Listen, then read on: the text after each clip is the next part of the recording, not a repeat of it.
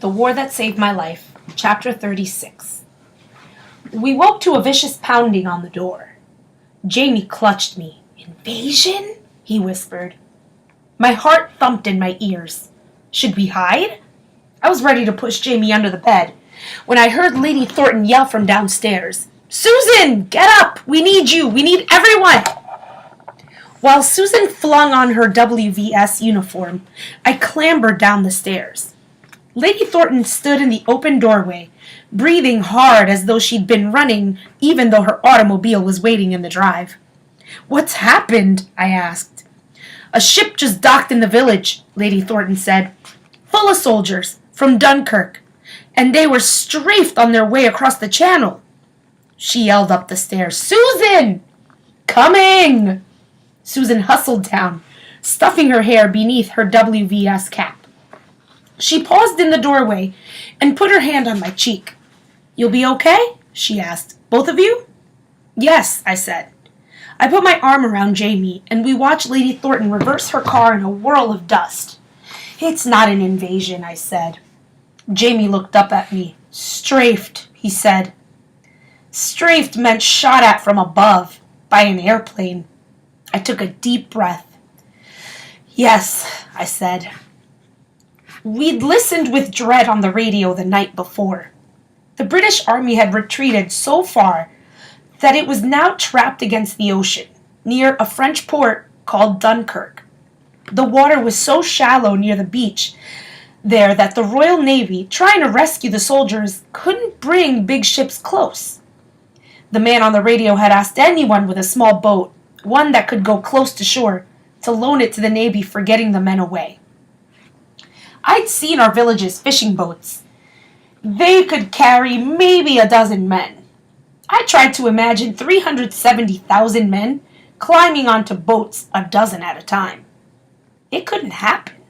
There would never be enough boats. If the Germans were strafing them, they would all die. "I'll make breakfast," I said, putting on a cheerful face for Jamie's sake. "I'm not hungry," he said. "I'll make sausages." This brought him a smile. The sausages tasted odd. War sausages. Mostly oatmeal, I thought, but didn't say. I wondered what sort of meat was actually in them. We did the dishes and got dressed. We could hear planes taking off from the airfield, one after another. Dozens of planes. We went outside to watch them. They flew out toward the ocean and didn't come back. "I want to go talk to the pilots," Jamie said. "Not today," I told him. "They're busy." He nodded. "They're strafing the Germans." We stood watching the planes for a little while. I itched to be useful like Susan. I knew I could do something. Jamie looked at me piteously. "We can't just stay here," he said. "No." Suddenly I knew what we could do. "You're going to go to Fred's," I said. "You'll help him in my place. I'm going to the village." Jamie started to protest, but I cut him off. "I'm a junior WVS member," I said, making it up on the spot. "Lady Thornton expects me to do my duty, like a soldier. I expect you to do yours." Jamie's eyes widened. He nodded. "And you'll stay with Fred and Susan until I come for you," I said. "He's to feed you, and if we don't come tonight, you're to sleep there. Tell him I said so." Jamie nodded. "Can I take butter?" "Of course." He rode Butter around the field often enough. I helped him saddle and bridle the pony. After that, I put on my sky blue dress. I pleated my own hair. I stuffed a pillowcase full of the cloth scraps Susan was supposed to be sewing into bandages, and I took my crutches and set off for town. I saw the newsreels later. They didn't upset me, not when I'd already helped Dunkirk soldiers firsthand. But those newsreels showed a lie. In them, the soldiers evacuating Dunkirk looked tired but happy. Under their tin hats, their faces were dirty, but their eyes shone bright. They grinned and waved and gave thumbs up to the camera. Stalwart British fighters, heroic and grateful to be home. Maybe there were soldiers like that somewhere. The ones in our village were shot, dead, or dying. Others sick from the long, terrible retreat, the days without food or water. The men on that first ship who could walk had carried their severely injured comrades into the town hall, the place where I'd stood on evacuation day, waiting for someone to choose me. When I got to town, I saw a woman in a WVS uniform go inside the hall. I followed, pushing open the door. I gagged. The smell of blood hung across the room like a heavy iron fog. But worse than that, people don't tell you.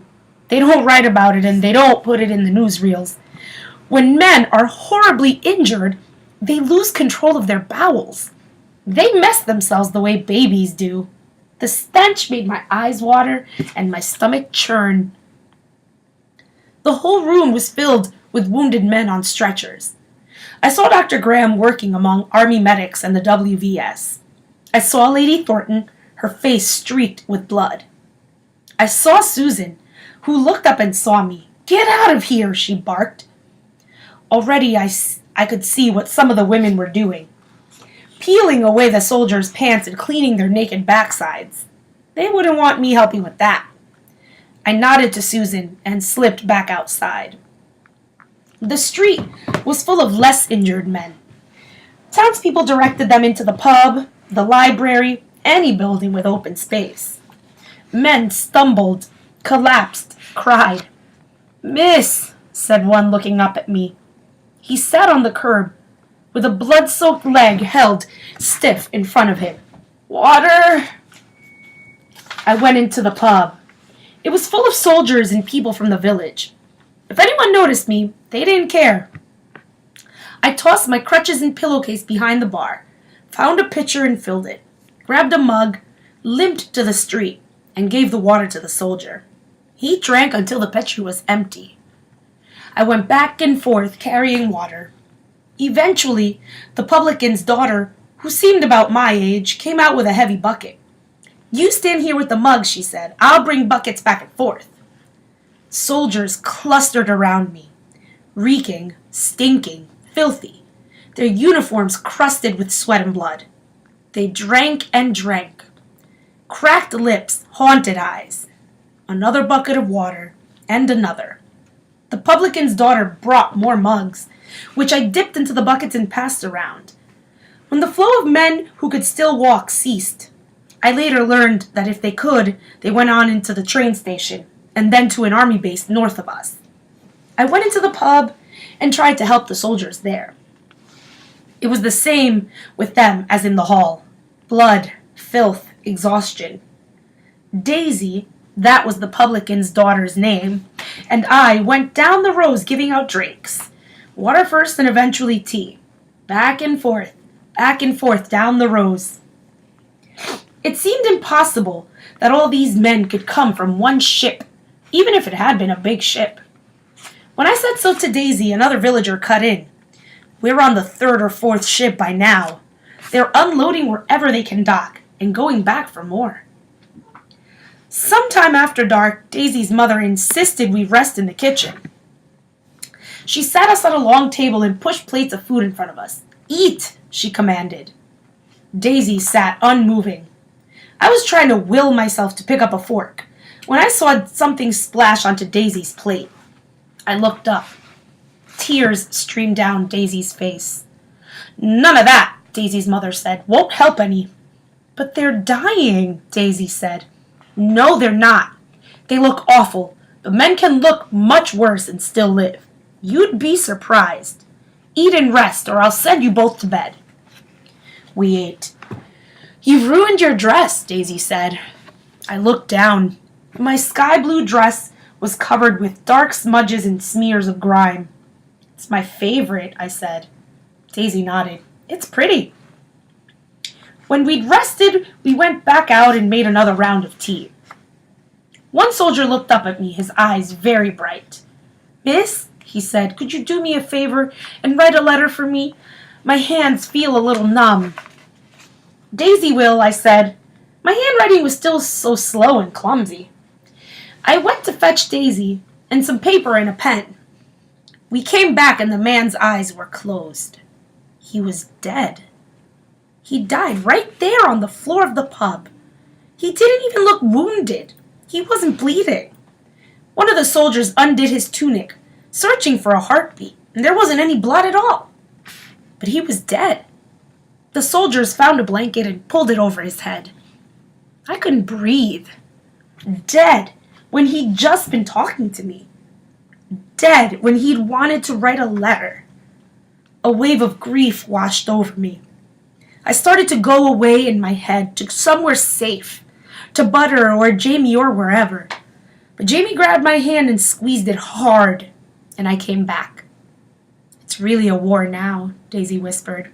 I nodded. One of the soldiers called out for tea. Daisy and I brought it to him. Most of the ships that docked at our village the week of the Dunkirk evacuations weren't as bad off as the first few, but all of them contained at least some badly injured men. The ships arrived at all hours. We went from crisis to crisis.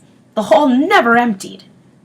The Spitfires from our airfield took off and landed in waves, constantly, day and night, flying out to protect the troop ships as much as possible. Meanwhile, the entire village fed and tended the soldiers. Before midnight on that first day, Susan found me at the pub. Daisy's mother told her what we'd been doing. Reluctantly, Susan allowed me to stay in the village. Daisy's mother said I could sleep at the pub with them. The WVS was sleeping in shifts at their headquarters down the street. You're a little girl, Susan said. You shouldn't have to see all this. I'm old enough. I'm helping. I wanted to tell her about the dead soldier, but I was afraid she'd make me leave. She gave me a long look. Yes, she said, you are. The next morning, Susan used the pub's telephone to call Lady Thornton's house and speak to Fred and Jamie. And then we carried on. Whenever Daisy or I grew too exhausted to continue, we crept back to the kitchen and slept on the bench by the door. When we woke, we went back to work. Everyone did. It was lucky Jamie was safe with Fred. Lucky we'd put Bovril outside where he could hunt. Susan and I stayed with the soldiers. It was our turn to fight the war. In the end, 330,000 British soldiers were saved. Winston Churchill called it England's finest hour.